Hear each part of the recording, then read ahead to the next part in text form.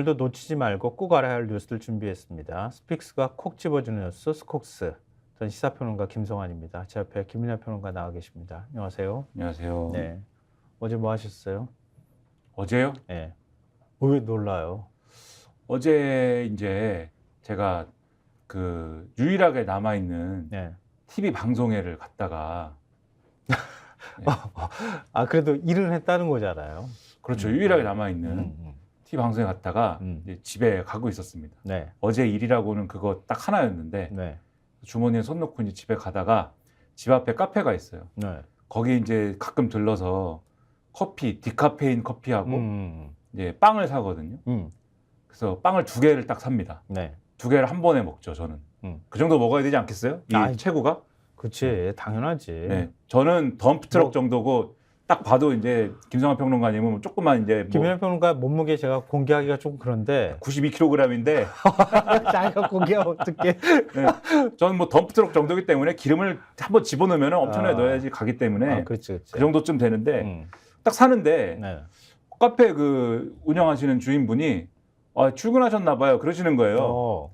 근데 저는 왜 그러지? 이게 어떤 말이지? 넌 평소에 출근 안 하는 것 같은데 오늘은 했나 보네? 이런 말인가? 그러고 보니 오늘 TV에 나가는 날이라 옷을 좀 제대로 입었네 내가. 그래서 이렇게 답을 했어요. 저 매일 어디론가 출근은 합니다. 이렇게 얘기하고 이제 그걸 들고 이제 집에 오면 생각하는데 노동절이란 얘기구나. 노동절인데 출근하셨어요. 이런 얘기였구나. 그래서 이게 제가 회사원이면 바로 알아들었을 텐데. 그렇지. 네, 회사원이면 바로 알아들었을 텐데. 이제 기분 나쁘게 받아들인 거지. 아니 날 평상시에 일도 안 하고 그냥 빈둥거리는 옛날식 표현은 마발이라는 표현이 있거든요. 근데 좀 기분 나쁘게 받아들였다기보다도 그냥 제 처지에 맞춰서 이해를 한 거죠. 그러니까 약간 프리랜서와 백수 사이에 있기 때문에. 그러니까 이게 그런 처지로 알고 이제 질문한 거니까 거기에 맞게 대답을 이렇게 생각한 건데 그게 아니라 그냥 노동절이어서 그렇게 질문했구나. 많은 분들이 이제 어제도 기다리셨을 텐데 노동절에서 스픽스가 쉬었습니다. 네, 그래서 안 나왔죠 어제 우리가. 안 나왔죠. 네. 그래서 어제 안 했습니다. 네. 네, 뭐 우리도 좀 쉬어야 되잖아요. 하여튼 저도 뭐 일은 했어요. 일은 하긴 했고요. 일 많이 하셨겠죠. 뭐 5개, 6개씩 하셨겠죠 어제. 네. 무슨 소리야. 비슷한 처지라니까. 내가 진짜 차마 말을 못하겠어. 나도 하나밖에 안 했어요 어제. 하여튼 날이 굉장히 좋아가지고요. 어제도 상대적으로 많은 분들이 다니시는 게 좀 눈에 보이더라고요. 그래서 그냥 김민하 평론가한테 물어봤는데 이렇게 장황하게 설명할 줄은 몰랐어요. 노동절이었기 때문에 말씀드렸습니다. 네. 어제 뭐 하여튼 우리는 노동절이기도 하고 많은 분들이 좀 여유로운 시간을 보내기도 하고 그러셨을 텐데 어제 국회는 또 바삐 돌아갔더라고요. 그래서 아마 속보 나온 거 보고 이게 뭐지? 이런 생각하셨을 것 같아요. 이 도저히 합의가 안 될 거라고 생각했던 법안이 합의가 돼서 아마 오늘 국회 본회의에서 통과될 가능성이 매우 높은데요. 이태원 참사 특별법입니다. 근데 어떻게 여야가 합의를 하지? 이렇게 생각하시는 분들이 있을 것 같아요. 왜냐하면 윤석열 대통령이 거부권을 이미 행사를 한 법안이거든요. 근데 지금 국회에서 다시 표결에 들어가야 될 상황인데 지금 여야 합의로, 그러니까 국민의힘하고 민주당이 합의를 해서 수정한 법안을 만들기로 했다는 거잖아요. 그렇죠. 네. 그래서 정확하게 말씀드리면 재표결을 해야 되는 상황인데 이태원 특별법에 대해서 대통령이 거부권을 행사했기 때문에 이 재표결해야 되는 법안은 그냥 폐기가 되는 수준이 되는 것이고 사실상 새로운 법을 만든 겁니다. 합의한 내용을 토대로 해서 이 새로운 법안으로 표결을 붙여서 통과를 시킬 건데 그러면 원래 재표결할 때는 3분의 2가 이제 찬성을 해야 통과가 되는 거잖아요. 근데 이거는 그냥 과반 찬성하면 통과가 되는 법안이 되는 것이고 그리고 이 토대 자체는 이 법안의 큰 줄기 자체는 원래 지금 거부권 행사한 그 법안하고 큰 차이는 없습니다. 다만 핵심적으로는 뭘 갖고 합의를 한 거냐. 여기에서 윤석열 대통령이 이재명 대표하고의 소위 영수회담에서 독소조항이다. 영장 청구권이라고 콕 집어가지고 얘기하면서 독소조항이라고 얘기했잖아요. 그렇죠. 그렇게 주장한 그게 이제 사실이 아니다라고 여기서 저희가 지적을 해드렸는데 아무튼 그 관련 대목과 관련해서 민주당이 일부 양보하고 언론 표현으로는 그것에 대해서 국민의힘이 또 수용하고 이런 방식으로 합의가 됐다. 이 소식을 오늘 신문 일면에서 절하고 있다는 얘기입니다. 네, 맞습니다. 그러니까 굳이 신문들이 의미부여를 하자면 뭐 특히 이제 대통령실하고 국민의힘 쪽에서 의미부여를 열심히 하고 있는 상황인데 왜냐하면 합의된 게 아무것도 없었다 이렇게 얘기가 되고 있고 그래서 국민의힘 입장에서는 대통령이 소통하는 이미지를 만들고 싶어하는 욕심이 좀 있었거든요. 근데 오늘 이제 그 이태원 참사 특별법에 일종의 수정 법안에 대해서 합의를 했다고 하는 부분은 그건 여야 영수회담의 협치 노력의 결과물이다. 이런 식으로 이제 약간 띄우는 측면들도 있거든요. 근데 그 관련돼 있는 아까 일면에서 어떻게 보도했다 이렇게 말씀하셨지만 일면을 좀 저희가 보여드리면서 얘기를 이어가도록 하겠습니다. 이렇게 한겨레 신문이 이태원 특별법 합의 진상규명 나선다 이렇게 일면 머리에서 보도를 했고요. 그다음에 경향신문죠. 네, 역시 마찬가지입니다. 여야 이태원 특별법 오늘 합의 처리. 이 합의 처리에 조금 더 방점을 찍어서 제목을 달았어요. 관련 기사 내용은 저희가 조금 더 다시 설명해 드리고요. 여야 이태원 특별법 오늘 본회의 처리 합의. 이것도 합의라고 하는데 방점을 찍어서 보도를 했습니다. 일면 머리에서 역시. 경향신문이 3면에서 관련 내용을 아주 상세하게 정리를 해줬더라고요. 그 내용을 좀 저희가 소개해 드리려고 해요. 줄 건 주고 실리 챙긴 여야, 합의된 특조위 의미도 거뒀다. 이렇게 제목을 달았는데요. 이게 어떤 의미로 풀이를 해서 경향신문이 이런 제목을 단 거예요? 일단 아까 말씀드린 것처럼 이 소위 말하는 특조위의 직권조사 권한 그리고 압수수색 영장 청구 의뢰권에 대해서는 국민의힘이 요구를 한 게 있기 때문에 이걸 수용해서 삭제를 한 것이고 그 다음에 원래 특조위 꾸릴 때 이 여야 협의를 거쳐서 국회의장이 추천한 위원 1명 그리고 여야가 각 4명이 추천한 위원 총 9명으로 구성하게 지금 수정안이 돼 있는데 예. 기존 안에는 국회의장이 유가족 등 관련 단체와 협의해 특조위원 3명을 추천하는 등 총 11명으로 구성하도록 한 거에 대해서 예. 이거를 여야 간 협의로만 꾸리도록 했다라는 게 지금 핵심이거든요. 그러니까 예를 들면 이런 거잖아요. 기존에 이제 원래 그러니까 대통령이 거부권 행사한 법률안에 보면 특조위 그러니까 조사를 진행할 특별조사위원회 구성을 11명으로 하도록 돼 있고 여야가 각각 4명을 추천하고 국회의장이 3명을 추천하도록 돼 있었거든요. 그러니까 국회의장이 그러니까 그 유가족이나 시민단체나 이런 쪽하고 얘기를 해가지고 그러니까 그 3명이 국회의장 몫인데 결국 지금 민주당이 국회의장을 그렇죠. 하기 때문에 이건 너무 기울어진 거 아니냐 이렇게 국민의힘이 반발을 했었는데 그 내용을 넷내시고 국회의장이 여야와 협의를 거쳐서 1명을 추천하도록 이렇게 9명으로 구성할 수 있도록 바꿨다는 거잖아요. 그렇습니다. 그래서 네. 결론적으로 말씀드리면 이게 그래서 이제 양측이 뭔가 양보하고 그 양보한 것에 대해서 수용을 해서 합의가 네. 이루어졌다라는 점에서 이제 의미 부여를 하고 있는 건데 예. 경향신문에 이제 다른 기사들을 보면은 지금 이제 이렇게 말씀드리면은 이 기사의 다른 부분을 보면은 이렇게 말씀드리면은 원래 이제 영장 청구 의뢰권이라는 게 네. 원래 이런 예를 들면은 자료 제출을 요구하거나 할 때 이 특조위가 자료 제출을 요구하거나 할 때 그걸 거부하거나 이 정당한 어떤 이유 없이 안 주거나 숨기거나 하면 그러면 이 수사기관에 영장을 청구해가지고 그거를 예를 들면 압수수색을 해주세요라든지 이런 요구를 할 수 있도록 만든 거였잖아요. 네, 맞아요. 근데 그게 없어지거나 지금 없어진 상황이니까 예. 그럼 이게 수사가 잘 될 수 있을까 이런 우려를 할 수 있는 거지 않습니까? 그렇죠. 진상규명이 잘 될 수 있을까? 예. 근데 거기에 대한 내용들이 좀 있어요. 기사에 보면은. 그러니까 일단 민주당은 이렇게 생각을 하고 있다고 합니다. 이 해당 조항, 그러니까 영장 청구 의뢰권이라든지 이런 부분들 해당 조항을 삭제해도 특조위의 진술서 제출 요구, 출석 요구 및 진술 청취, 또 특조위 업무에 필요하다고 인정되는 자료 또는 물건의 제출 요구, 사실 조회, 동행 명령 등 권한이 살아있기 때문에 진상규명에 큰 지장이 없을 것이라고 본다. 이렇게 돼 있고 예. 오히려 여야 합의가 불발되고 민주당이 또다시 일방 처리할 경우 법 자체가 무용지물이 될 수 있다는 우려가 컸다. 기사에 이렇게 서술이 돼 있고 근데 박주민 민주당 원내수석 부대표가 기자들에게 이렇게 설명을 했대요. 여당과의 합의로 법안이 만들어지고 기구가 설치되지 않으면 실질적 조사 활동에 어려움을 겪는 역사적 경험과 사례가 있다. 이렇게 설명을 했고 또 이제 유가족 협의회의 경우에 입장문을 냈는데 지금 여야 합의로 특별법을 제정 공포하는 것이 이후 조사기구가 설치되고 실제 조사를 하는 과정에서 무엇보다 중요하다는 점에서 유가족들이 대승적으로 수용한 만큼 조사 과정에서 각 기관들이 특조위의 자료 요청에 성실히 임해야 한다고 촉구했다. 이렇게 기사가 돼 있습니다. 네. 그러니까 이 경향신문의 요 면을 보면은 유가족들의 입장이 조금 더 상세히 나와 있는 기사가 또 따로 있어요. 예. 제목이 유족들 네.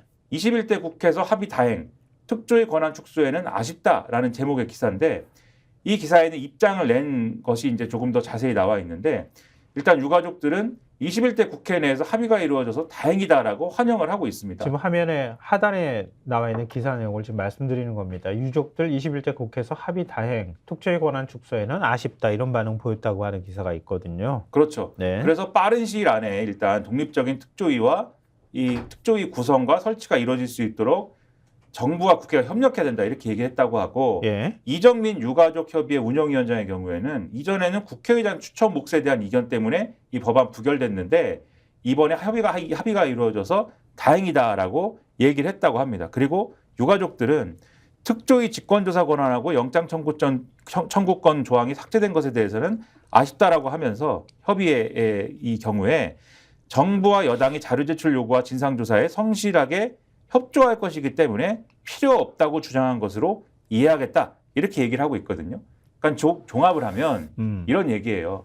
지금 앞서 말씀드린 것처럼 영장 청구 의뢰권이 없어졌기 때문에 자료 제출이라든가 이런 것에 성실하게 그러니까 이런 거 응하지 않을 경우에 강제할 수 있는 수단이 없어진 거에 대해서는 그거를 어떻게 지금 그거를 보완하겠다라고 하는 의미냐면 여야 합의로 법안을 처리했지 않느냐. 네. 여야 합의로 처리했다면 여야 합의로 처리한 만큼 그만큼 지금 정부 여당에서 정권에서 이 법안의 이 취지에 따른 성실한 이 진상규명 요구에 응하는 활동을 해야 되는 거다라고 주장하는 걸로 지금 할 수 있다라고 유가족들하고 민주당은 지금 얘기하고 있다라는 게 이 기사 이 면에 실린 기사들의 핵심적인 골자다라고 얘기할 수가 있다는 겁니다. 그러니까 김민하 평론가 이제 지금 이제 보도된 내용을 중심으로 해서 핵심을 지금 짚어줬는데요. 그 개인적인 의견을 물으라고 하면 좀 더 분명하게 얘기를 했을 거라고 저는 생각해요. 이게 제일 중요한 거잖아요. 예를 들어서 야당 단독으로 법안이 통과가 됐다고 하면 뭐 거부권을 행사하고 안 하고를 떠나서 그게 이제 본격적으로 시행에 들어가게 되면 여당 입장에서 이거 우리가 동의하지 않은 거야. 그러면 특조위원 추천을 안 해버리는 거야. 그죠? 그렇죠. 그 특조위가 구성이 안 돼. 그럼 6개월이든 언제든 그냥 미적 하고 그냥 가는 거예요. 이게 다 우리 세월호 특조위에서 봤던 일이거든요. 그렇죠. 그리고 특조위 구성되고 난 다음에도 결국은 이게 왜 강제수사권이나 아니면 동행명령권이나 영장 청구 의뢰권을 왜 굳이 집어넣겠어요. 국가기관을 조사해야 되는 거야. 그럼 협조 안 해버리는 거야, 그냥. 자료 좀 제출해 주세요. 싫은데요? 뭐, 우리, 좀 바빠요. 그 자료가 어디 있더라? 그러면서 찾는데 몇 개월 또 걸리는 거야.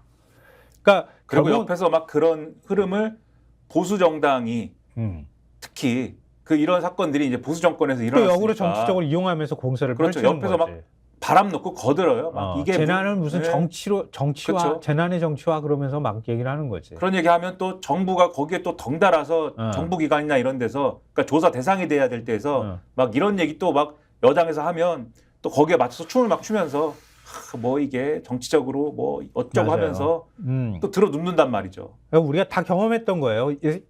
세월호 특조위 할 때 해수부에서 공무원들 파견될 때 예산 배정 안 해버리는 거야. 공무원들 그렇죠. 늦게 파견하는 거야. 파견시키고 난 다음에 공무원들 가가지고 오히려 특조위 조사를 돕는 게 아니라 방해하는 거야. 계속 방해해.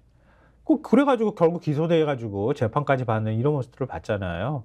그러니까 차라리 민주당 입장에서는 이거 좀 부족해. 우리 유가족들 입장에서 바라봤을 때에도 이게 과연 정말 강제조사가 가능할까? 이것도 버티는 거 아닐까라고 생각하지만 이렇게 합의를 할 수 있었던 거에서는 이렇게 여야 간의 합의, 대통령하고 영수회담에서 얘기했던 합의 처리 정신까지 지금 얘기를 하고 있는 상황이니까 앞으로 이렇게까지 만들어놨는데 거기에 대해서 협조도 안 하고 이렇게 해버리면 더 큰 비난에 직면할 수 있다. 그런 점들까지 염두에 두고 합의 처리를 하는 것이다. 이렇게 우리가 이해하면 되겠네요.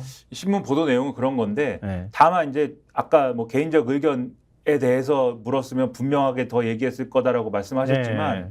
우려가 되는 거는 그러면 이제 지금의 이제 정부 여당 그러니까 정권에 대해서 대통령이 영수회담에서 분명히 요 대통령의 표현으로 독소조항이라고 표현을 해놓고 네. 요걸 제거하면 어쨌든 그걸 뭐 처리할 수 있다라는 취지의 얘기를 해서 어쨌든 여야 합의로 통과시킨 법이고 그러니까 그 법의 취지에 따라서 잘 처리해 갑시다 네. 라고 하는 이러한 요구가 네.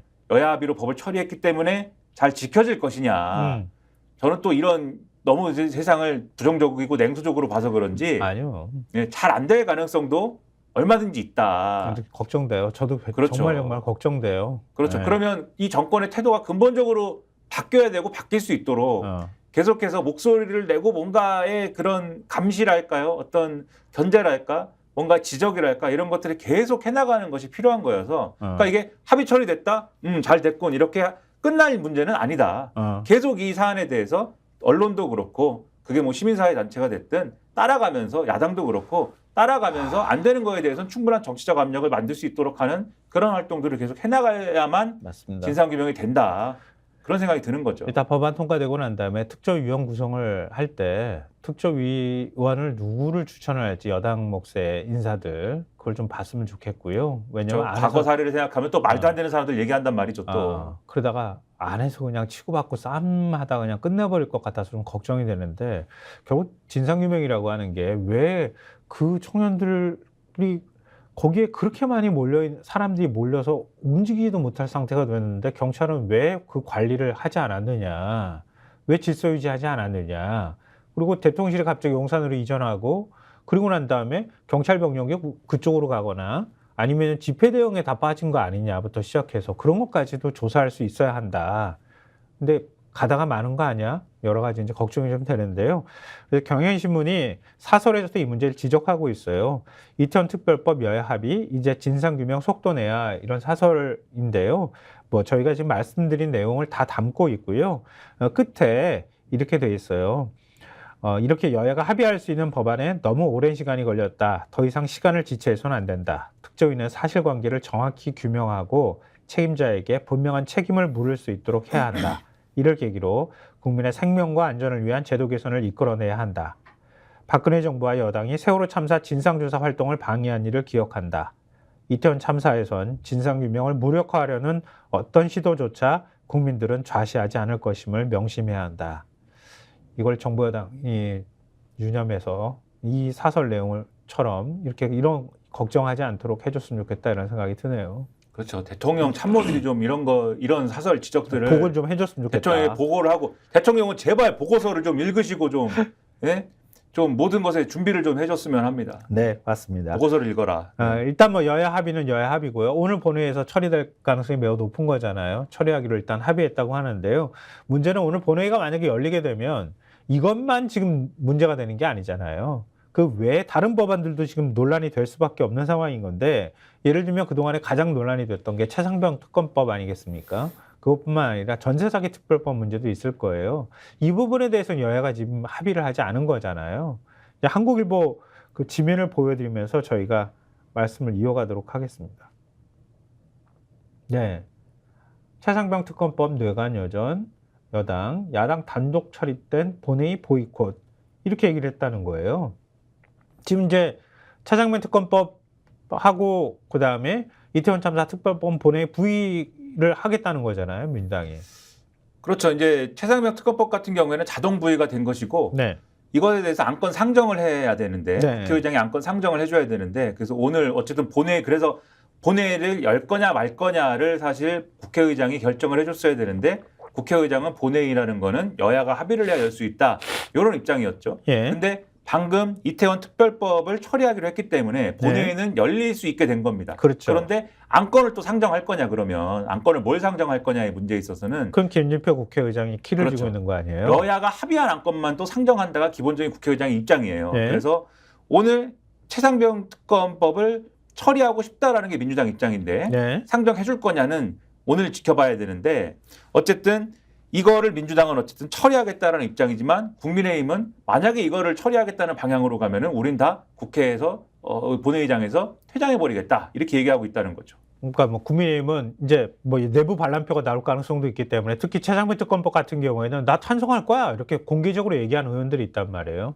그러니까 그걸 단속해야 되는 상황이기도 하고 22대에서 또 이게 또 상정이 될 가능성이 있기 때문에 그것도 또한 신경 써야 되는 문제가 있단 말이에요. 뭐 대통령이 지금 이런 모습들을 보이고 있는데 여당 내부에서부터 반란표가 나오기 시작하면 거부권을 행사하면 나중에 다시 재표결 들어갔을 때 어떤 일이 벌어질지 모른다. 이 고민에 좀 빠져 있는 상황이긴 한데요. 일단 민주당이 어떤 생각을 하고 있는지를 말씀드리면 이 한국일보 기사 내용에도 들어가 있는데요. 민주당은 속도전을 지금 강조하고 있습니다. 윤석열 대통령 거부권 행사 가능성이 높은 상황에서 오늘 국회 본회의에서 통과시켜야 20대 국회가 5월 29일에 끝나잖아요. 그 전에 재표결이 가능하기 때문이라고 합니다. 이 대통령 거부권 행사 시한은 국회로부터 법안을 이송받은 후 15일 이내, 보름 이내거든요. 그러니까 오늘 만약에 법안을 통과시키지 않으면은 15일 계산하면은 27일이 벌써 되잖아요. 그러니까 29일 날 마지막 본회의를 연다고 가정할 때 오늘 통과시키지 않으면은 다시 뭐 내일도 본회의 열기도 쉽지 않은 상황이니까 이 차상면 특검법은 결국 21대 국회에서 통과시키지 못할 가능성이 매우 높다 이렇게 보는 거잖아요. 근데 국민의힘은 지금 단계별 특검론을 꺼내면서 이달 말까지 수정안을 만들어 처리에 나서자 이런 입장이라고 합니다. 이양수 원내 수석부대표가 일단 시한을 정해놓고 공수처의 수사를 지켜본 뒤 미진하거나 지지부진하면 특검으로 넘어갈 수 있지 않겠느냐. 민주당이 단독으로 밀어붙여서 아예 처리가 불발되는 것보다 충분히 수기해 이태원 참사법 수정안처럼 합의안을 도출하자 이렇게 제안을 했다고 합니다. 근데 민주당은 시간 끌기용이다 이렇게 지금 반박을 하고 있는 상황입니다. 박주민 원내 수석부대표 얘기까지만 소개해 드릴게요. 패스트트랙에 올린 상당한 시간이 흐르는 동안 대화가 안 되지 않았느냐. 수사에도 속도가 필요하다. 이종섭 전 장관 출국 등 납득하기 어려운 일들이 반복되는 상황에서 특검을 더 이상 늦출 수 없다. 이렇게 지금 얘기를 하고 있는 상황입니다. 국민의힘의 주장은 소위 말하는 이제 최상병 특검법 이런 데도 독소 조항이 있다라고 그동안 주장을 해왔기 때문에 그런 거에 대한 뭐 어떤 수정안이나 이런 것도 필요하지 않냐 뭐 이렇게 얘기를 하는데 독소 조항이 뭐였죠? 최상병 특검법이? 특검법안에는 모든 특검법에는 지금 독소 조항이 있다라고 막 주장을 하고 있어요. 국민의힘은. 그냥 막 던지는 거잖아. 그거. 그게 예를 들면은 뭐 언론에 뭐 브리핑을 할 수 있다든지. 아 뭐 그래 그거 등등의 얘기하는데. 무슨 뭐, 네. 난 또 그건 진짜 어이가 없어서 대꾸하기도 싫어. 그럼 특검이 그러면 어떻게 하겠다는 거야? 그러니까요. 검찰은 그냥 맨 뭐 백브리핑에다가 뭐 티타임이니 뭐니 그러면서 다 줄줄줄 맨날 얘기해 주잖아 기자들한테. 그러니까 그래서 민주당 입장에서는 아니 그거 뭐 맨날 하는 얘기고 또 과거에 특검에서도 다 있던 얘기인데 왜 그러냐 뭐 이렇게 하면서 트집 잡기 위한 트집 잡기 아니냐 이렇게 가는 것 같은데 그 어쨌든 저는 참 재밌는 일이다라고 생각을 합니다. 왜냐하면 오늘 본회의에서 반드시 이거를 처리해야 된다라고 얘기하는 민주당의 주장이 네. 지금 말씀하셨듯이 대통령이 거부권 행사를 할 가능성을 따져가지고 일정 다 고려하면 그래야 이제 재표결할 수 있다. 이것까지 고려하면은 물리적으로 오늘 꼭 처리해야 된다는 얘기잖아요. 이제 우리나라 모든 법안은 대통령 거부권을 그러니까 거부권이 늘 있다고 생각하고 해야 돼. 법안 처리할 때. 이런 적이 언제 있었나 저는 생각이 안 나거든요. 이전에 이런 적이 있었나? 없었죠. 이제 우리나라는 이런 나라가 됐다라는 거에 대해서 네. 상당히 좀 유감스럽습니다. 이 논의를 보면서. 대통령이 정치인이 아니잖아요. 뭐 정치인이어야 할 때도 있겠지만 뭐 모르겠습니다. 정치를 하겠다고 주장을 자꾸 하지만 정치를 이제야 정치하는 대통령이 되겠다고 한 거잖아요. 그렇죠. 이전에는 검사잖아. 그렇죠. 안 하겠다고 얘기를 하면서 그러면 대통령이 되는 건지 검찰총장이 되는 건지 잘 모르겠는 분인데 어떤 상황인지 이게. 또 오늘 본회의 하고 그다음에 지금 김진표 국회의장이 어떤 방식으로든 그 조율하려고 할 거예요. 그러니까 여야 원내대표 등을 하든 뭔가 뭐 있지 않겠어요? 그렇죠. 근데 여기서 또 중요한 포인트가 어쨌든 이태원 특별법이라는 거는 대통령이 그게 저는 좋은 의도라고 생각하지 않았는데 어쨌든 독소 조항이라는 게 있어라고 얘기를 하는 바람에 그러니까 있고 그것만 해결이 되면 그렇죠. 그건 괜찮아. 뭐 그렇죠. 이런 식의 얘기를 한 거잖아요. 그렇죠. 독소 조항이라는 게 있다고 하는 바람에 그거를 제거하면은 합의가 가능해 이렇게 얘기가 된 건데 최상병 특검이랑 전수사기 특별법에 대해서는 그렇게 얘기를 안 했거든요. 최상병 특검에 대해서는 얘기를 안 했고 저는 얘기를 안 한 게 이게 처음에는 이게 선택적으로 말이야. 이 대통령이 하고 싶은 얘기만 하고 말이야. 이렇게 생각을 했는데 나중에 이 영수회담 과정 비공개 그 대화 과정에 대한 뒷얘기 민주당이 하는 얘기 막 듣고 나서 들은 생각은 말씀을 너무 많이 하셔갖고 시간이 없었을 수도 있겠다 이게. 그랬다잖아요. 12개 주제 갖고 들어갔는데 6개 주제 정도밖에 얘기를 못했고 85% 혼자 얘기했고 폭포수처럼 말을 쏟아냈다잖아. 뒷부분은 시간이 없어서 얘기를 안 한 거일 수도 있겠다 이게. 아무튼 이 부분은 얘기가 없어서 지금 국민의힘이 움직일 수 없는 상황이고 전세사기 특별법의 경우에는 분명히 이미 정부가 하는 일이 있기 때문에 그게 효과가 없을 경우에나 생각해 봅시다라고 했기 때문에 이것도 지금 본회의에 올리겠다고 하는데 민주당이 국민의힘이 이거 모릅니다. 우리는 이렇게 얘기한다는 거잖아요. 즉 정권의 태도가 중요한데 정권이 이거는 안 열어주는 건 국민의힘이 못하는구나. 그러면은 앞으로의 갈 길에 있어서도 지금 이 본회의도 그렇고 이태원 특별법도 그렇고 정권이 변하는 거냐 변하지 않는 거냐 이 갈림길이라는 게 중요한 거거든요. 맞아요. 과연 변하는 겁니까? 어떻게 되는 겁니까? 저는 이게 글쎄요. 참 봐야 되겠지만 아니 전세사기 특별법 얘기 나왔으니까 그냥 이거 한마디만 좀 덧붙이고 싶은데 그놈의 맨날 뭐 감세는 그냥 뭐 맨날 뭐 세금 깎아주겠다는 얘기는 하면서 뭐 또 전세사기 특별법 얘기 나올 때는 뭔 놈의 그렇게 재정 타령을 하는지 또 모르겠다.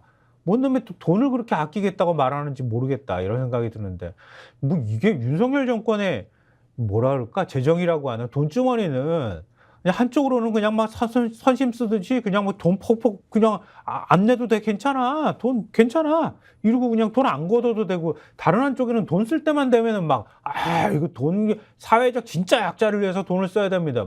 이게 뭐 앞뒤가 안 맞는 얘기를 계속 하고 있어가지고 그러니까 지금 대통령실이 영수회담 했으니까 우린 변한 거야 자꾸 얘기하고 싶어 하는데 그러려면은 제 생각에는 재상병 특검법을 처리하는 데 있어서 열어줘야 된다. 맞아요. 이거 한겨레 신문 사설에도 지적하고 그렇죠. 있잖아요. 한겨레신문 사설에 대해서 제목이 이태원 특별법 합의안 국회 재상병 특검법도 처리해야인데 앞에 이제 이태원 특별법 처리한 얘기는 앞에 많이 말씀드렸으니까 그 부분은 제가 넘어가겠습니다. 네. 넘어가고 시작일 뿐이다. 특히 최상병 특검법 처리 여부는 윤석열 정부의 변화를 판단할 수 있는 가늠자다.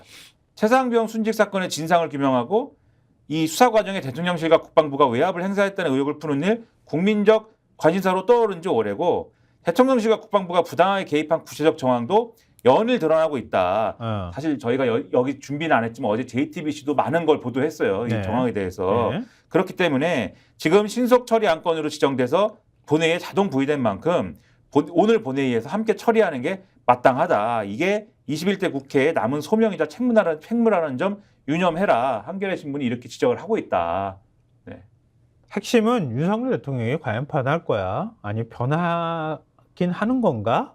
지금 갈림길에 지금 서 있다는 거잖아요. 그렇죠. 그거를 지금 지적을 하고 있죠. 여기서. 근데 그걸 또 굉장히 잘 보여주는 기사가 하나 있어요. 근데 물론 이거를 액면 그대로 다 받아들일 수는 없겠지만 동아일보 5면 한번 보여주십시오. 이렇게 돼 있어요. 깜짝 놀랐어요. 지면 보다가 다른 기사보다 이게 먼저 눈에 들어오더라고. 정무수석 국민 눈물 있는 곳 계셔야 이게 윤 대통령한테 말했더니 윤 대통령이 알겠다. 그게 저거 D가 제목이 짧게 나와서 그런 건가?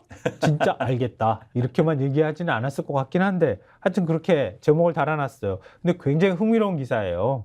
이런 기사가 왜 구석에 처박혀 있는지 잘 모르겠어. 제가 먼저 운을 띄워드릴까요? 그러니까 기사가 이렇게 시작해요. 국민들 눈물 있는 곳에 대통령이 계셔야 한다. 진짜 눈물 없이는 볼 수 없는 말을 했어요. 그러니까 40총선 참패 후 대통령실 개편 국면에서 입성한 홍철호 대통령 정무수석 비서관이 최근 윤석열 대통령에게 앞으로 정무수석실은 이런 생각을 갖고 움직이겠다며 이같이 조언했다. 그러니까 정무수석실은 국민들 눈물 있는 곳에 대통령이 계셔야 한다는 생각을 갖고 움직이겠습니다. 또 그런 말씀을 드리겠습니다. 이렇게 대통령한테 조언했더니 윤 대통령이 이에 대해 알겠다. 공감한 것으로 알려졌다. 이렇게 기사가 돼 있어요. 그렇죠. 그리고 이태원 특별법 처리한 거에 대해서도 깊이 공감한다. 처리하기로 한 거에 대해서도 네. 깊이 공감한다. 대통령이 그랬다는 거고 예? 이거에 대해서 대통령실은 이게 총선 패배 이후에 대통령이 변화 의지를 보이고 있는 거다라고 부연을 했다고 하는데 예? 그리고 지금 이 영수회담에서 이태원 참사 유가족의 국가상대 손해배상 청구 소송에 대해서 1차 판결 뒤에 국가가 항소하지 않을 생각도 하고 있다라고 얘기를 한 거에 대해서 네. 이건 역시 이런 맥락이다라고 기사가 해설을 하고 있는데 근데 이게 요런 얘기는 이 결국은 누군가 이제 동아일보 기자한테 해줬기 때문에 기사를 쓰는 거지 않습니까? 그렇죠. 예, 그리고 요거는 정무수석이 해줬겠죠. 정무수석에 관련된 분이 해줬겠죠. 그러니까 이제 정무수석이 내가 이렇게 얘기했는데 대통령이 공감하시더라. 이렇게 얘기했으니까 해줬겠죠. 그러니까 이거는 아마도 정무수석실이 이런 방향으로 우리는 간다라는 거를 얘기하고 싶어서 동아일보한테 쭉 해준 얘기일 텐데. 그 대통령의 워딩이 다 있지는 않아. 그렇죠. 대통령께서 이렇게 얘기했더니 알겠다 이렇게 얘기하시더라. 그렇죠. 그래도 깊이 공감한다라고 얘기하더라. 그렇죠. 그 대통령이 사실 설마 그렇게 알겠다 그리고 말았겠어. 뭐라고 말을 했겠지. 그러니까 알겠다도 여러 버전이 있을 거 아닙니까? 그러니까 알겠다 이렇게 했을 수도 있고 알았어 이렇게 했을 수도 있고 뭐 여러 알겠다가 있을 수도 있는데 어쨌든 핵심은 정무수석이 그랬다는 거 아닙니까? 네. 그러니까 이 기사는 사실 제가 추정할 때는 정무수석이 이렇게 좀 얘기해 준 기사일 수 있는데 근데 흥미로운 건 이렇게 나왔을 때 기사를 정무수석 얘기만 썼으면 진짜 이거는 시킨 기사죠. 근데 네. 이 고약한 동아일보 분들이 이렇게 기사를 끝내질 않았어요. 이게 기사가 반이 그런 이 정무수석 얘기고 반은 민정수석 얘기예요. 자연스럽게 그러니까 이게 만약에 일부러 흘렸다고 하면 민정수석실 얘기를 하고 싶어서 흘린 거야. 이게 이 기사는 여기에 국민들이 눈물 흘리는 곳에 대통령이 계셔야 합니다라고 이렇게 건의를 했다기보다는 대통령이 민심을 그렇게 듣겠다라고 하는 얘기를 하고 거기에 그거를 위해서 민정수석실을 만들겠다라고 하는데 방점을 찍기 위해서 이거 흘려준 거거든. 그게 맞는 해석일 것 같아요. 내가 볼 때는. 근데 기사가 민정수석 얘기를 하는 거야. 그렇죠. 근데 기사가 그런 방향으로만 가지 않았다라는 게 흥미로운 부분입니다. 네. 그러면 이제 이 민정수석실 그러니까 법률수석이 될지 뭐 민정수석이 될지 이걸 신설하면 민심을 어떻게 잘 들을 수 있는지에 대한 얘기가 나와야 되잖아요. 근데 이 어떻게 나오냐면 이 민심 청취 역량을 강화한 법률수석실 신설 방침을 영수회담에서 공식화했기 때문에 부활할 거다라고 쓰면서 명칭은 민정수석을 그대로 쓰는 방안도 유력하다라면서 어쨌든 검찰총장 출신인 윤 대통령의 사정기관에 대한 이해도와 자신감이 민정수석 폐지 결정에 영향을 미쳤겠지만 민심 동향과 정책정보 수집 형성 능력이 떨어지는 일이 반복되면서 기능복원 필요성을 느낀 것으로 안다라고 여권 관계자가 얘기를 했다고 하고 신임 수석의 김주현 전 법무부 차관 유력 검토되고 있고 박찬호 전 광주지검장 등도 물망에 계속 오르내린다라고 써 있습니다. 그리고 수석은 추후 단행될 검찰 간부 인사에도 법무부 장관과 일정 부분 의견을 조율하게 될 것으로 보인다. 이렇게 돼 있고 공직사회에 대한 감찰 권한도 자연스럽게 확보가 된다. 이렇게 돼 있고 민심을 청취하는 과정에 자연스럽게 정책 기반과 집행 과정의 문제점, 각종 비위 첩보도 수집될 수 있다. 이렇게 돼 있습니다.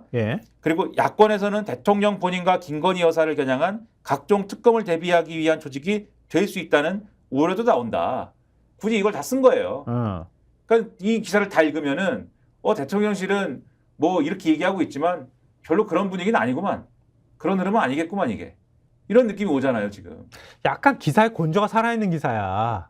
저런 얘기 들었으면은 저렇게까지 뒤에다 붙이면은 너한테 다시는 말 안 해줘.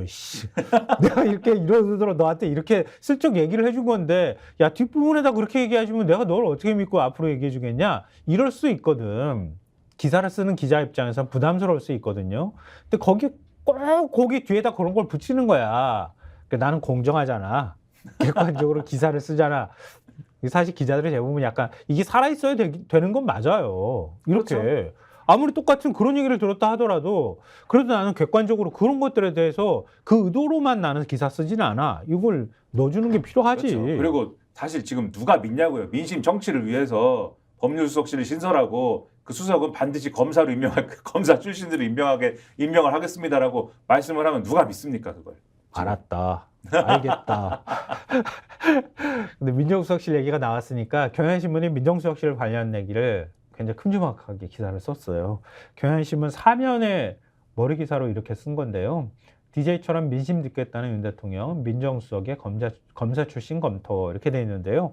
동아일보 기사의 확장판 정도라고 생각하시면 될 것 같아요. 좀 더 자세하게 관련 내용을 전하고 있는데요. 그러니까 DJ처럼 민심 듣겠다 이 얘기는 그거잖아요. 영수회담 때 김대중 정부 시절에 그때 민정수석실을 대통령이 없앴다가 다시 부활을 한 거잖아요. 그렇죠. 2년 만에 부활을 한 건데 이게 1999년 6월에 부활을 한 거잖아요. 그러니까 김대중 전 대통령이 온러비 의혹 사건으로 민심이 악화하니까 민심 청취 강화를 명목으로 민정수석실을 부활한 것. 이거를 윤 대통령이 거론하면서 자신도 그렇게 얘기했잖아요. 당선인 신분 때 2022년 3월 14일이죠. 일명 사직동 팀은 있을 수 없다. 민정수석실 폐지를 발표를 했는데 이게 사직동 팀이라는 게 일종의 이제 사찰이나 또 인사검증을 할 때 사전에 조사를 하거나 이런 기능들을 많이 수행했던 곳인데요. 그러면서 민정수석실에 그런 사찰 기능을 갖고 있기 때문에 민정수석실을 없애겠다. 이게 대선 공약으로 얘기를 했던 건데 똑같이 윤석열 대통령도 2년 만에 민정수석실을 다시 만들려고 한다. 이렇게 얘기를 한 건데 그 명분이 민심 청취를 더 열심히 잘하겠다. 이거잖아요. 근데 경향신문이 전하고 있는 거 보면 거론되는 인사나 이런 것들을 면면을 볼 때 이건 좀 아닌 것 같은데 이거잖아요. 그렇죠. 거론되는 사람은 아까 말씀드렸듯이 김지현 전 법무부 차관, 박찬호 전 광주지검장 등 검사 출신 인사들을 검토하고 있는데 검토가 더 필요하다. 그 부연이 나옵니다. 김주현 전 차관은 박근혜 정부 때 법무부 차관과 대검 차장 지냈다.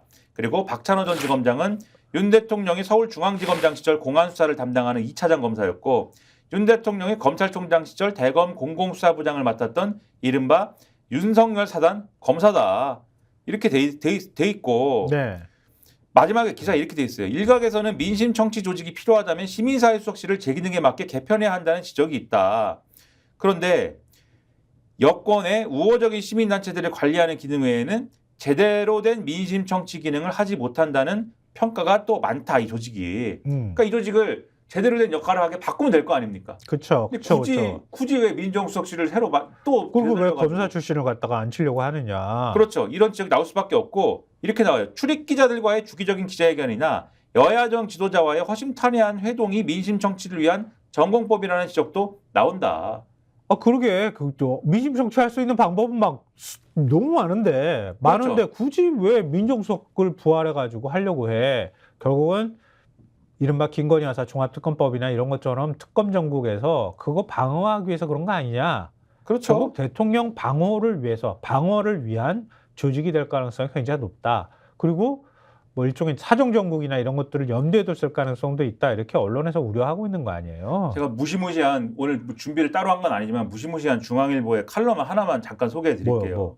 제목이 지금 필요한 건 대통령의 차 한 잔입니다.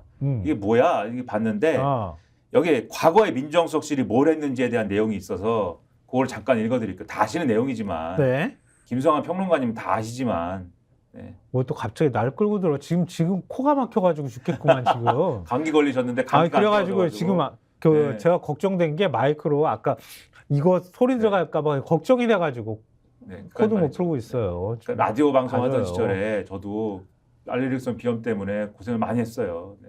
아 그래. 혹시 그 장면 생각나요? 네. 내가 그 콧물 줄줄 흘리는데 손수건을 꺼내서 김남 평론가한테 건넸잖아. 네. 손수건을 3번이나 저한테 빌려주셨어요. 네. 그래. 눈물이 납니다. 손수건 좀 빌려줘. 근데 제가 손수건을 갖고 다니진 않아가지고. 네.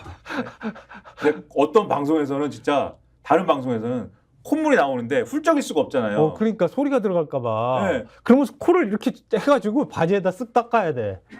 나중에 줄줄 흘렸어요. 근데 유튜브 시대지 않습니까? 네. 네, 더 이상 말을 줄이고, 네, 그 아픈 기억.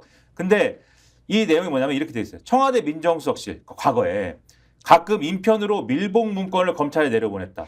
문건에는 민정수석실 행정관들이 수집한 여야 정치인, 대기업 총수의 범죄 첩보가 담겨 있었다. 수사하라부터 수사에 참고하라, 수사하지 말고 덮어라 까지 각색이었다.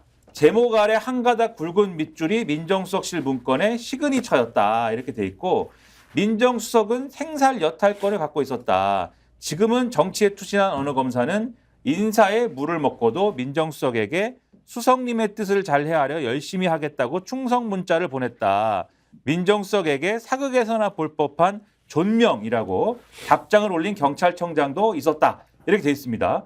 그래서 이게 과거에 이루어졌던 민정수석실이 이렇게 소위 말하는 사정 업무에 대해서 총괄했던 그러한 어떤 단편인데 그런데 민정수석실이 이런 일만 했느냐? 이 민심 청취 업무를 직접적으로 담당한 행정관들도 있었대요. 그래서 현안이 생기면 택시기사부터 지자체장까지 만나서 대통령을 위한 보고서 만들어가지고 올렸는데 그런데 이때도 민정수석실 직원이 힘이 있으니까 지자체장이 나와가지고 버선발로 맞았다라고 하는데 어쨌든 그럼에도 그러다 보니까 민정수석실 행정관들이 직설적으로 해결책을 담아서 올린다든지 이런 것들의 순기능이 분명히 있었다. 그래서 그런 걸 잘 살려라라는 뭐 그런 내용이에요. 그런데 어쨌든 이 칼럼을 보면서 새로 알게 된 건 그런 무시무시한 기능이 과거에 있었다. 네? 딱 태그를 달아가서 내려보내가지고 수사해. 안 돼. 그거 윤석열 대통령이 수사해가지고 안 돼. 그거 하명 사건이 되잖아요. 그렇죠. 직권남용이 돼. 그렇죠. 그러니까 그거 안 돼. 그러니까요. 과거에 근데 민정수석실이 했다. 수사해. 그럼 수사하지 마. 이번에도 만약에 그러면은 우리 직권남용으로 고발하자. 그러니까요. 그러니까. 네. 직권남용의 전문가시니까 아주. 그렇지. 네. 그런데 요거를 안 한다고 하는 건데 그러면 요걸 안 하려면 최소한 지금 이 칼럼에 나오는 민심 청취만 하려면 택시기사한테 얘기나 듣고 뭐 이런 얘기나가 아니죠. 얘기를 듣고 이런 걸 하려면 수석이 어떤 사람이어야 됩니까? 검사 아니어야지. 그렇죠. 무조건 검사가 아니어야죠. 근데 그치. 굳이 검사를 시킨다는 게 뭐냐. 이 칼럼을 읽고 제가 한 생각은. 그래서 이제 굳이 지금 설명을 드려봤어요. 이 칼럼에 대해서. 잠깐 코풀 시간도 확보하고. 아니 검찰총장 시절에 마음에 안 들면은 책상 위에다 발 이렇게 얹어가지고 그것도 두고 가 그랬대잖아. 내가 그리고 대놓고 그냥 막 야자하고 그랬대잖아요. 한동수 감찰부장이 전 감찰부장이 그런 말씀했죠. 그러니까 뭐 밑에 민정수석 검사 출신 갖다가 앉히면 야 그거 해버려 이렇게 해버리면 뭐 어떻게 될지 뭐 아무도 모르는 거지 사실을. 그러니까 큰일 납니다. 이대로 가면. 그냥 오죽하면 조선일보까지 걱정하겠어. 그렇죠. 그러니까 조선일보가 사설에서 이것도 사실 가시 같은 건데요. 잘 이거 눈에 안 보이면 그냥 지나치는 사설이었을 가능성이 굉장히 높은데요. 그러니까 저희가 사실은 이렇게 찝어가지고 올려서 이거 중요해요 이렇게 말씀드린 게 나중에 굉장히 많이 논란이 되거나 회자가 돼요. 저희 구독자분들은 아실 거예요. 민정수석실보다 특별감찰관이 먼저 아닌가? 사설 제목이 이거예요. 그러니까 민정수석실 만들겠다고 얘기를 하는데 조선일보가 대놓고 민정수석실 아까 지금 우리가 얘기한 거랑 똑같은 논리예요. 그게 필요하고 그럴 거면은 특검 방어를 위해서 민정수석실을 만들려고 하지 말고 그냥 특별감찰관을 먼저 해야 그게 진짜 진심으로 만드는 이유를 우리가 이해하겠어. 이렇게 얘기를 하는 거잖아요. 그렇죠. 이 핵심 대목만 제가 읽어드릴게요. 김건희 여사 명품 가방에 대한 안이한 대처, 의대 증원 대국민 자반 등 민심과 어긋난 판단을 해온 대통령실이 대통령실이 이렇게 수사를 이렇게 붙입니다. 민심과 어긋난 판단을 해온 대통령실이 반성 차원에서 민심 정보를 수집하기 위한 민정수석을 두겠다면 반대할 일만은 아니다. 그러나 신임 민정수석에 거론되는 인사들을 보면 전 법무부 차관과 검사장 등 검찰 고위직 출신들이다. 민심 청취와 분석이 목적이라면 굳이 사정기관 출신의 민정수석에 기용할 필요는 없다. 민심을 왜곡 없이 전달하기 위한 민정수석이라면 정치권이나 시민단체 출신이 더 적합할 수 있다. 이 때문에 민정수석을 새로 두려는 이유가 사정기관 장악력을 높이기 위한 것 아니냐는 의심이 드는 것도 사실이다. 민심 분석과 대통령 가족과 친인척 관리 목적이라면 민정수석실 부활이 아니라 참모들이 제 역할을 하고 특별감찰관을 먼저 임명하면 된다. 이렇게 지적을 하고 있습니다. 뭐 더 이상 우리가 말을 덧붙일 필요가 없을 것 같아요. 조선일보가. 그렇죠. 그리고 제2부속실은 왜 안 해요? 그러면 하겠다면서 또. 기자회견 다음 주 중에 기자회견이 있을 거잖아요. 취임 2주년 기자회견 때 제2부속실 설치에 대해서 누군가는 질문하지 않겠어요? 기자 질문이 이번에 2개는 안 받을 거 아니야. 한 그렇죠. 10개든 뭐 받을 거 아니에요. 20개는 받아야죠 그래도. 그러니까 그럴 때 묻겠지 당연히. 제2부속실 어떻게 할 겁니까? 네. 그럼 뭐라도 답을 해야 될 테니까. 검토하고 있습니다. 또 이렇게 말씀하시면 그러면 안 되지. 후속 질문을 해줘야 되는데. 눈물 있는 곳에 있었다고 얘기하잖아요. 알겠다. 했다잖아요.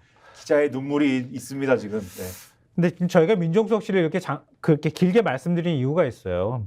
그러니까 민정수석실을 둔다고 하는 게 일종의 이제 국민의 민심을 청취하는 것도 있지만 국가의 어떤 권력기관의 그러니까 권력의 집권의 어떤 장악력을 강화하는 거랑도 연결이 되는 거잖아요. 그거에 더해서 또 지금 명분은 또 내부 견제나 뭐 공직의 감찰이나 이런 것도 한다는 거고 이런 것들 하겠다는 건데 결국은 정권 유지라고 하는 개념하고 연결이 되는 건데. 그렇죠.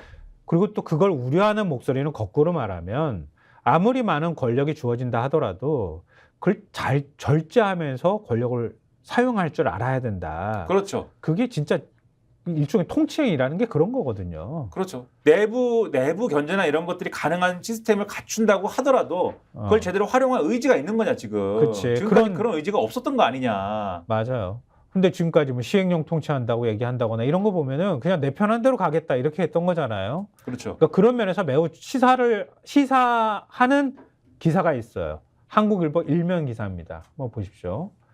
용산 이전 순방에 국가 비상금 가장 많이 썼다. 이겁니다. 그 안에 종합면도 보여주십시오. 3면까지. 이 기사를 흘린 거예요. 3면에. 3면 준비가 안 돼 있습니까? 아, 일면 기사만 저희가 보여드렸는데 3면에도 기사를 흘려가지고 예비비로 대통령 정책사업 부적절 이렇게 커트가 달려 있고요. 승인 전 집행 등 지침 위반도 이렇게 돼 있는 건데요. 이게 그런 거잖아요. 국가 예비비가 있잖아요. 정부에서 가지고 있는 그 예비비가 있는데 취임 첫 해 용산 이전한다면서 예비비 갖다가 막 갖다 끌어다 썼고 취임 2년 차 때는 해외 순방한다면서 돈을 그냥 막 갖다 끌어다 쓰더라. 근데 예비비라고 하는 게 국가 재난 상황이나 이런 것들에 활용하기 위해서 따로 이렇게 두는 돈이잖아요. 그 기사에서는 이렇게 쓰고 있어요. 예비비는 예측 불가능하거나 다음 연도 예산 편성을 기다릴 수 없을 만큼 시급하거나 이미 확보된 예산을 먼저 활용한 후 부족분에 대해 사용해야 하는 3대 원칙을 지켜야 된다. 예. 이 때문에 예비비는 코로나19 긴급고용 안전지원금, 의료급여 경상보조 부족분 지원 등 불효 불급한 곳에 일단 사용한 후 이듬해 국회 사후 승인을 받아왔다. 하지만 윤 정부는 예비비를 용산 이전과 해외 순방 등 대통령이 추진하는 정책의 재정 보완제처럼 사용하고 있다는 지적이 나온다. 기사가 이렇게 시작이 되고 예. 이런 결론은 한국일보가 단독 입수한 윤 정부의 예비비 편성 내역과 사용 조서를 분석한 결과를 보니 그리고 그것을 전문가들에게 이거 보십시오. 어떻게 생각하십니까? 물어보니 아까 코트라고 하는 그 말을 하더라. 그렇죠. 예. 이런 결과가 나왔다라는 거고요. 그러니까 이게 지금 말씀드린 것처럼 대표적으로 이 정부에서 사용한 예비비 이 지출 내역을 보면은 결국은 이제 지금 말씀드린 것처럼 이 취임 1년 차의 용산 이전 그리고 그 다음에는 해외 순방에 다 썼다는 거예요. 상당 부분을 거기에 썼던 것이고. 그러니까 취임 1년 차에 이렇게 됐다는 거예요. 용산 이전 경비 명목으로 총 3차례 예비비가 편성이 됐는데 4월 6일에 행정안전부 대통령 경호처 국방부에서 총 360억 4,500만 원의 예비비를 요청을 했고 4월 26일에 행안부 대통령 경호처 요청으로 135억 6,300만 원이 국무회에서 승인이 됐다고 합니다.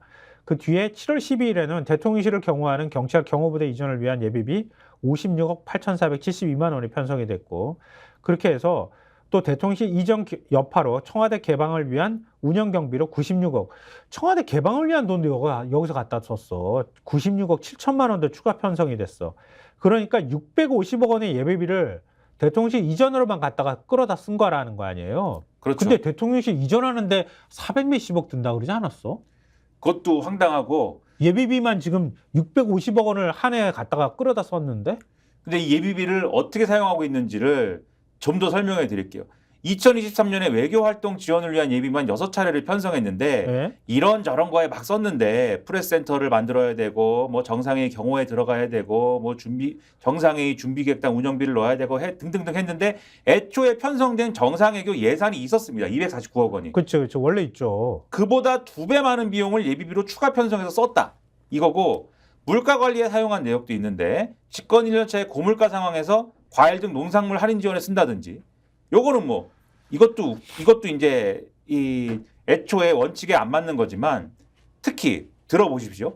일본 후쿠시마 원자력 발전소 오염수 방류에 대응하기 위한 방사능 조사에 151억 넘게 쓰고 오염수 영향으로 수산업계가 타격을 입자 수산물 소비 활성화에 800억 원 쓰고 할인 행사 연장하면서 143억 원 더 투입하고 이랬는데 당초에 후쿠시마 오염수 대응 예산이 5,281억 원이 있었어요. 근데 이 거기에 1,000억 원 넘는 돈이 예비비로 더 들어간 거예요. 이게 왜냐를 한번 생각을 해봐야 되고요. 그 다음에 세방금 세계 스카우트 잼버리에 총 168억 원의 예비비를 썼고, 맞아요. 그러니까 여기에 더 들어간 돈, 그러니까 이런 것들이 다 뭐냐? 그래서 이런 방식으로 쓰는 거는 이 전문가들의 어떤 설명에 의하면 이례적이다. 이전 정부와 다른 거다. 이전 정부도 이렇게 안 썼어요. 그렇죠. 그리고 실제로 예비비를 너무 급하게 편성하다 보니까 편성한 예비비를 오히려 다 사용하지 않고 예비비가 승인이 떨어지지 않았는데도 사용하는 등의 주먹구구식의 예산 집행이 있었다. 이거 다 예산 집행 지침 위반이다라는 지적. 그리고 이런 것들에 대해서 이런 결산에 대해서 감사원이나 국회의 꼼꼼한 확인이 필요하다라는 그러한 지적 등등이 전문가들에게 나온다. 그러니까 예전엔 안 그랬어요. 이렇게 말씀드렸지만 박근혜 정부 1년 차인 2013년 회계연도의 경우에 취득세 감면에 따른 지자체 재원 보전에 가장 많은 예비비가 쓰였고요. 문재인 정부 1년 차 2017년 회계연도엔 국가안전보장 활동 경비 등에 가장 많은 돈이 사용됐다고 합니다. 그러니까 이전 정부에도 그러지 않았다는 거예요. 그러니까 내 맘대로 갖다가 그냥 막 뽑아 쓰는 돈이라고 생각한다는 거예요. 예비비를. 이게 지금 검찰의 특수활동비 아니지 않습니까? 이러면 안 되죠. 이게 일종의 이제 태도인 거예요. 권력을 그러니까 권한을 행사하는 태도에 관한 문제인데 우리가 얘기할 때 민정속실을 걱정하는 것도 그거잖아요. 뭐 형식적으로 누굴 뭐 갖다 놓고 뭐 조직을 부활하고 이게 중요한 게 아니라 내 마음대로 할 거야. 그러면 그때부터는 아무도 통제 못하는 상황이라는 거 아니야. 그러니까 걱정하는 거 아니에요. 부활할 때. 그러니까 이것도 역시 마찬가지의 현상이라고 볼 수 있는데 근데 이렇게 대통령이 해외 순방에 돈 많이 갖다가 끌어다 쓰면서 진짜 외교는 잘 한 거예요. 앞으로 잘 할 건지도 걱정이야. 그걸 한다고 말하지는 않았지만 그걸 상징적으로 보여주는 기사를 동아일보 일면에서 썼습니다. 한번 보시죠. 네. 트럼프 대통령 아니다. 트럼프가 아니지. 트럼프 전 대통령 후보님이십니다. 네, 이제 공화당에. 네. 다시 또 부자한국을 왜 지켜줘야 하느냐 하면서 방위비 또 예전에 뭐 방위비 5배인가 뭐 인상해달라고 쌩그 강짜를 부리더니 이제는 내가 집권 하면은 또 그러겠다는 식의 얘기를 했다는 거 아니에요? 그렇죠. 마치 우리가 아무것도 안 내고 있다는 듯이 얘기하고 있어서 걱정입니다, 지금. 네. 저 될까 모르겠다. 정말 큰일이다. 걱정이다. 돈 갖다 많이 썼는데 트럼프가 대통령 되면 어떡하냐. 뭐 하여튼 참 걱정되네.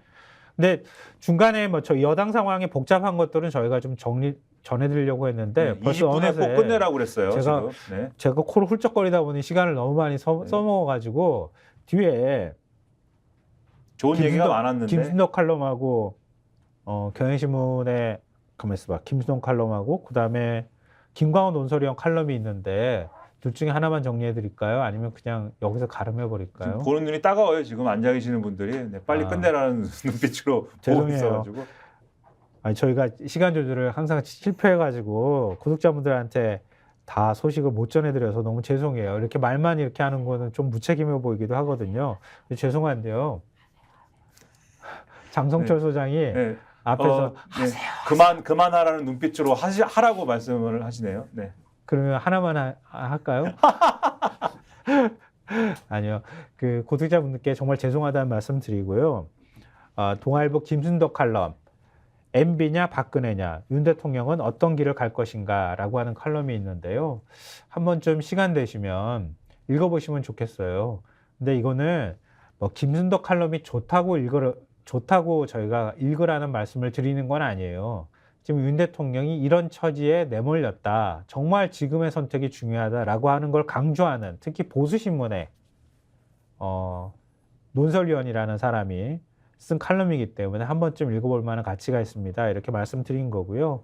경향신문의 김광원 논설위원 칼럼은요.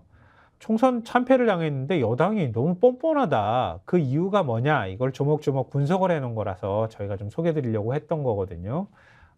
인터넷 검색하시면 다 나오니까요. 한번 두 칼럼을 비교해 가면서 읽어보시면 전국에 대해서 시각을 잡는데 굉장히 그 도움이 많이 되지 않을까 그런 생각이 듭니다. 네, 오늘 여기서 마무리해야겠죠. 그러네요. 네. 네, 앞에서 기다리시는 분들이 너무 많아서요. 그리고 저희가 그 말씀 드렸는데요. 주변 분들한테 그 스콕스 구독 많이 좀 권유해 주시고요. 동시 접속도 많이 해주셨으면 좋겠습니다. 많이 스콕스 봐주시고 또 격려도 해주시면 좋겠습니다. 네, 지금까지 시사평론가 김성환이었습니다. 김현수입니다. 네, 고맙습니다. TV의 정치권색. 다시 제가 말씀드리죠. 예. 구독, 좋아요, 사랑입니다. 예.